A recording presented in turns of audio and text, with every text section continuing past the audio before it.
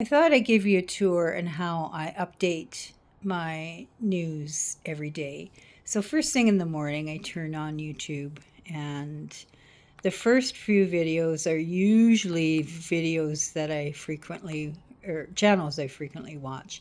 And it just fed me House of L in the first box, and I just watched that and decided to do this video. And so I go down to my subscriptions and I flip through, so I can either go through most relevant and go through there, and the ones without the red line on the bottom are the ones that I have not viewed. So House of L, as you can tell, I've viewed the last one. And so I go through and check what's there. So the ones that have, like, I just went on to Mr. Global's, looked at that video and thought, well, I'm going to watch it later. So that's why the blue dot comes off. But usually if you have not watched, if there's new content on there and you haven't watched it, there's a blue dot beside the name. And of course, I've kind of gone through this before because this is the second time I've done this video.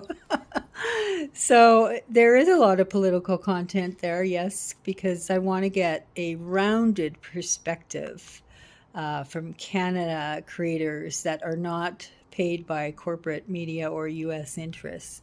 And I also like reaction channels for music. So there are, so I have a list, and I keep going down the list and just kind of look at the headlines to see whether it's something I want to jump in and view right away. And so that's kind of how I look through the news. As you can tell, I've done most of it already. So I'll go even into this one and then check out, because a lot of times he puts all the shorts together in one video. So I'll kind of go through and see if there's something I want to jump in and kind of check the highlights of. So I go through the listen. Okay, as I come down to the bottom here, this is Ukrainian news. This is, I think the DW is out of Germany.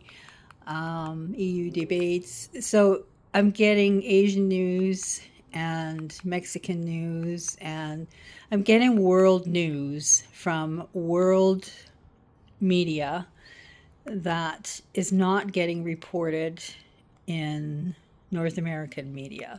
So that's, it's, there's a lot of channels, of course, I'm subscribed to, and but it's still, it gives me a well-rounded look at news, and it keeps you informed of what's going on. I probably, like, Al Jazeera is one of my favorite channels to watch live, and then I'll watch CPAC for press conferences from our Canadian government and that.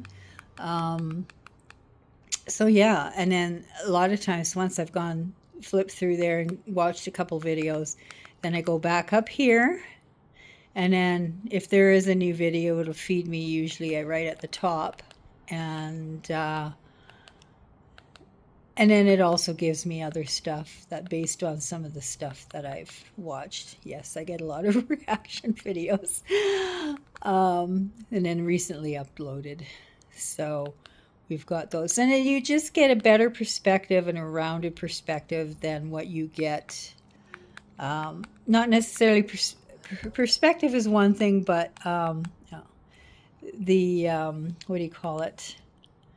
The you get unfiltered. Let's say that unfiltered, and you get people. They're showing actual clips of people on the street and whatnot, and it just feels, you get another perspective when you watch legacy media, but sometimes it's just the one damn story. And at least on this way, how I watch news, I get more than one story. I get stories that sometimes nobody talks about, and as particularly the mainstream media is not talking about. And then if I can't find anything in there and there's something specific I want, I'll run here.